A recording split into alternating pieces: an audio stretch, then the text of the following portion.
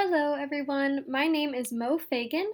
Today, I'm going to tell you how you are probably contributing to the isolation of deaf people. As a fluent American Sign Language practitioner and an active member in the deaf community, I've learned that hearing people typically don't know much about the deaf experience. Hopefully, this presentation will make each of you more aware of deaf struggles and easy ways that you can help. Before we can dive into the meat of what the deaf experience is, here are some terms that knowing and using will automatically make you a better ally. As a whole, the deaf community believes that the terms capital D, deaf, and hard of hearing are the only acceptable terms. They've come to take pride in the ways that being deaf makes them different and do not see it as a disability, handicap, or medical issue that needs to be fixed. There's a common misconception that deaf people always have deaf children. However, deafness is usually not hereditary. 90% of deaf babies are born to hearing parents. This leaves only 10% of deaf babies to have at least one deaf parent who can teach them to communicate in their natural language. Because they are ignorant about the blossoming culture and community that comes with being deaf, most hearing parents want their children to be quote unquote normal. Therefore, out of the 90% of parents with deaf children, only 10% of parents learn ASL to communicate with them. The rest of parents typically enroll their children in speech classes or put them through invasive surgeries to get cochlear implants. A leading reason that parents choose not to adapt to their child and learn American Sign Language is that we live in a hearing centered world. Movie theaters do not provide closed captioning because some moviegoers find them annoying. Instead of focusing on accessibility, theaters cater to preference. Consider how you would communicate if you could not hear or speak. Really picture what that experience would be like. You would have to resort to pointing and grunting, which cannot communicate feelings, ambitions, or any non tangible thought. In turn, you would not be able to understand what other people are saying unless you learn to read lips, which, if you've ever tried to do, you know how difficult it is. Now imagine trying to read lips when a person has a mask on. Almost impossible. There's a stereotype that deaf people are dumb. However, society does not prioritize accessibility. Even schooling is an issue for deaf individuals, especially because around 80% of deaf children ages 5 to 17 are enrolled in mainstream schools. Inability to hear does not affect a person's ability to think, but a lack of proper education does. Not being able to communicate is isolating. You could be in a room full of people, but every attempted conversation would be frustrating and confusing. This is how many deaf people feel every day, especially those who grow up unable to learn sign language. Remember, many parents do not learn ASL either, so these communication barriers exist within their own families. This painting by deaf artist Shanae Wyatt illustrates their isolation from communication. As you can see, the people all around are hiding their hands. The deaf individual on the ground feels dehumanized, portraying themselves almost as an animal. The artist feels that hearing individuals treat deaf people like animals by refusing to take simple steps to bridge the communication gap.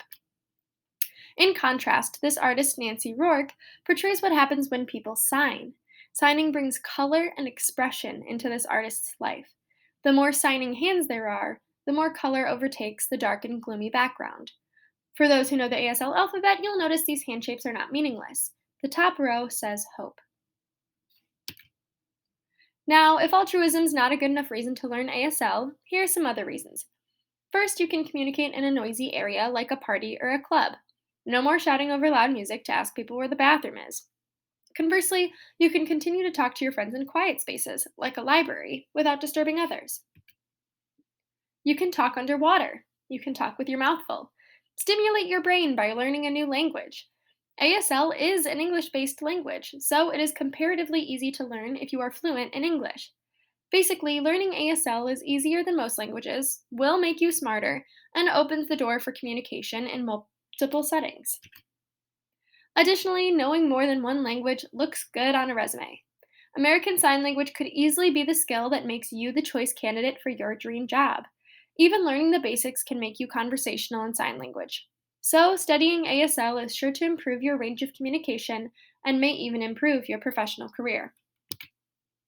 You are convinced. You want to learn ASL. Now you have to take the next step and actually start to learn it. When asked what annoys deaf people the most, a common answer is how much they hate when hearing people say, "Oh, sign language is so beautiful. I've always wanted to learn."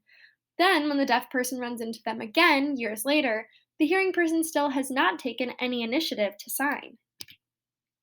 Do not be that person.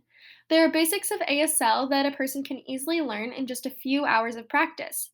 The first is the ASL alphabet. Because ASL is an English based language, you may notice that some of these shapes of the ASL letters look like their English counterparts. For example, look at the letter V. It looks exactly like how it's written in English. Learning the alphabet is essential to learning most languages, and it's a great first step. However, if someone came up to you and started spelling all of their words like IWANTPIZZA, you would start to feel a little like the person on the right. You may try to be patient, but it is time consuming and frustrating. The best resources for learning ASL are ASL classes, if you can afford them. Many community colleges have ASL programs that are not super expensive, but are super expansive. This way, you will learn important aspects to the language outside of the language itself, like proper use of facial expressions. If you cannot afford the time or money for a real class, there are apps that have basic sign language. This one, called the ASL app, is a pretty good resource considering it's free. This will show you basic signs and sentences, but you can pay for a more advanced vocabulary. Also, if you do not know how to sign something, you can always Google the word with quote ASL next to it, and a video will pop up showing you how to sign that word. Now, should you ask your hearing friend, who's taking sign language as a class, to teach you ASL? No. Deaf people firmly assert that ASL should only be taught by deaf individuals. Much like you would not go to your friend who only spent a week in Mexico to teach you Spanish, you should look to native ASL speakers for lessons on their language. The baton is now in your soon to be signing hands. By now, you know that you should learn ASL to break the barrier that separates deaf people from open communication. Many of you probably really want to learn.